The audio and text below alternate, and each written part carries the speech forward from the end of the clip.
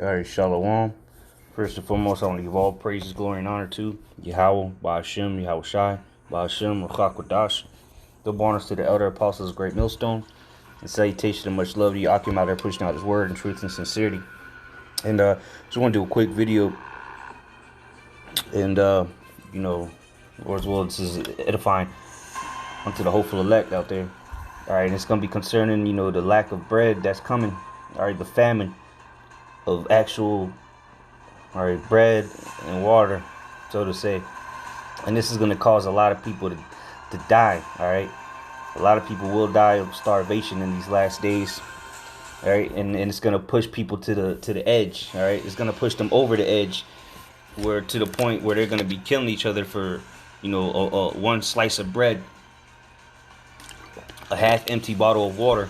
All right, so let's go ahead and start in 2nd Ezra chapter 15. I'll get straight to the point. It says, 2nd Ezra 15 and 19. A man shall have no pity upon his neighbor, but shall destroy their houses with the sword and spoil their goods because of the lack of bread and for great tribulation. So because of the lack of bread, men are going to be spoiling each other, all right, invading one another, not having pity on another, all right, because when you haven't ate for 2 days, all right, you people are going to bug the hell out and all that.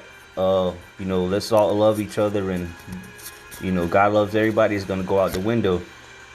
Okay, you're not going to have pity on your neighbor when your kids are starving to death, when you yourself are starving to death. All right, people are going to be backstabbing each other, all right, not having no ounce of pity on each other, all right, no sympathy. All that's going to go out the window. All right, they're going to be spoiling your goods, your canned goods, all your doomsday preppers stocking up this and that. That's for others to take eventually. And most importantly, for the elect, all right, because the Lord said we're going to be good in those days. All right, so you see people that have been, having a good, jolly old time, and, having more than they need, abundance, mainly pretty much all you Americans. Well, it's going to come a time where it ain't gonna be like that, and it's already happening. Let's go to Luke chapter 6, verse 25. This is Luke chapter 6, verse 25. I'll start at 24. But woe unto you that are rich, for ye have received your consolation. Woe unto you that are full, for ye shall hunger. Woe unto you that laugh now, for ye shall mourn and weep. And this is what's taking place, man. We're in that transition. The ones that were full, you're gonna be hungry. Okay? The ones that were laughing, you're going to be mourning and weeping when your kids are starving in front of you. All right? That's a horrible way to go. Starving to death. Because your insides are eating yourself. Your body starts to eat itself from the inside out. All right? Them gastric juices in your stomach start leaking out. You start dying, man. Slowly but surely.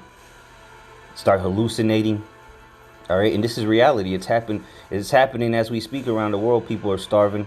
There's been countless examples throughout history of famines. Okay, but what everybody just a couple months ago was having more than they can eat.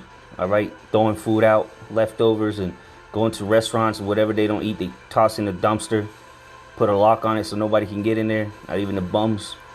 All right, so there's going to come a time when there's going to be, and it's already begun, where it's going to be a shortage of food.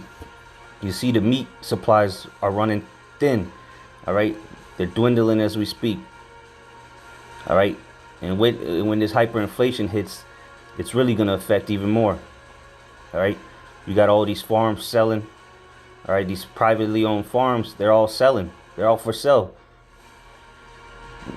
All right, these chicken factories and whatnot, they're closing up shop.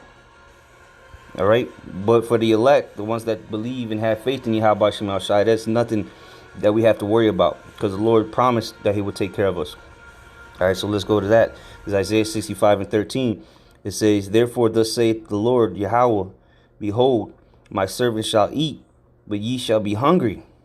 So the Lord said His servants are going to be eating in a time of a famine, in a time when their food is very rare to come across. the servants of the Lord are going to be eating. Okay, it says, "Behold, my servants shall drink, but ye shall be thirsty." So the prophets of the Lord, who knows? They're gonna be sipping on some good wine, all right, some water, some clean water.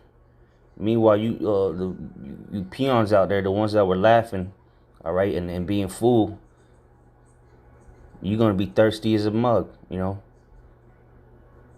if you are drinking water, it's probably gonna be toilet water, reclaimed water, pond water from a pond that's stagnant water. End up dying from that anyway. Okay. But the point is, well, people, are starving to death, the men of the Lord are gonna be good. And a lot of people will die from starvation, okay? Don't get it twisted. There's many ways that the Lord's going to take people out, and famine is one of the main ways that he's going to accomplish this. All right, so this is second Ezra 16 and 22. I started 6:21.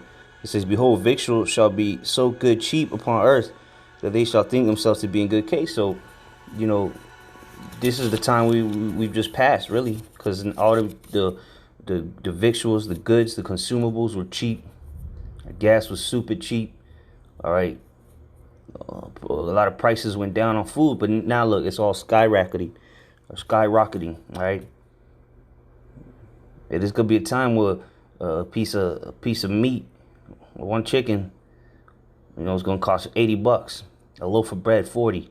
Milk carton, 25. This is the time we're entering into. As the supplies get, less and less, all right, the price is going to go up, as well as because of hyperinflation. All right, because hyperinflation is taking place as we speak as well, and it's going to drive the prices of everything up. All right, yeah, they're talking about another round of stimulus checks and then possible universal basic income. Well, that's going to hyperinflate the dollar, and it ain't going to be worth the damn thing. That 2,000 grand is going to be up, and that's for groceries, and that's it, if you're even lucky. All right, but it says they shall think themselves to be in good case, but even then shall evils grow upon earth, sword, famine, and great confusion. And that's what you have taking place. All right, the sword is increasing on the earth via these wars, the murderings taking place on the streets, the famine. Again, the food is going to become shortage. It's already taking place. Okay, they're euthanizing cattle in these big factories. All right, they're not selling them, sending them out. Tyson, Purdue, whatever, they had to close it up due to COVID-19. All right, a lot of products aren't going to be getting shipped into America real soon. All right. Reading on, verse 22, it says, "For many of them that dwell upon earth shall perish of famine." So many of you, okay, will perish from famine, meaning starvation. All right, your ribs are going to be touching each other before you touching your stomach before you give up the ghost, man. And that's going to be a horrendous way to go. You're going to be freaking out, hallucinating, cotton mouth, just through. It says, "And the other that escaped the hunger shall the sword destroy." So the Lord's, no matter how you put it, if you're part of the 2/3 of the nation of Israel, you got judgment coming for you. You better hope you get killed by the sword. All right? You better hope, because dying by the famine is a slow, painful death. All right, let's go to Lamentations 4:9. It says, "They that be slain with the sword are better than they that be slain with hunger." So if you die by the sword, all right, if you get put to death, gunned down in the streets, or choked out, whatever, get run over by a bus and die on the scene, that's better than dying from famine or hunger. Because it says, "For these pine away, stricken through for want of the fruits of the field." So you're pining away slowly. You're dying slowly. All right, your body starts shutting down. All right, organs start shutting down. They start devouring. All right, your body starts devouring the fat and then the muscle. All right. You don't know where's north, where's south. You don't know what's up, what's down, because what, you're pining away. And that's what scripture says. It's better to die by the sword, because at least it'll be done and over with. You know, this could draw out a couple days, couple weeks of you starving. You know, you might get a peanut here, a peanut there. That's not enough to suffice and give you nutrients to keep you going, though. It might keep you going one more day. Ultimately, you're going to die. So we'll close out on this. This is 2nd Ezra 15, verse 57. Thy children shall die of hunger. So even your kids are going to be dying of hunger. All right, and you're going to watch your kids die of hunger. A lot of you are going to eat your kids because of hunger. All right, it's happened before and it's going to happen again. It says, thy children shall die of hunger, and thou shalt fall through the sword. Thy city shall be broken down, and all thine shall perish with the sword in the field. So again, if you don't die from hunger, you're going to perish by the sword. All right, or whatever the Lord has deemed, all right, for you to go. Whether it be teeth of wild beasts, drowning, all right, cop killing you, starvation.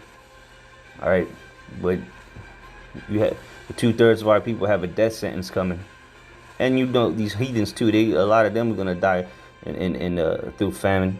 But again, as I said in 2nd Ezra 16 and 22, many of them that dwell upon the earth shall perish of famine.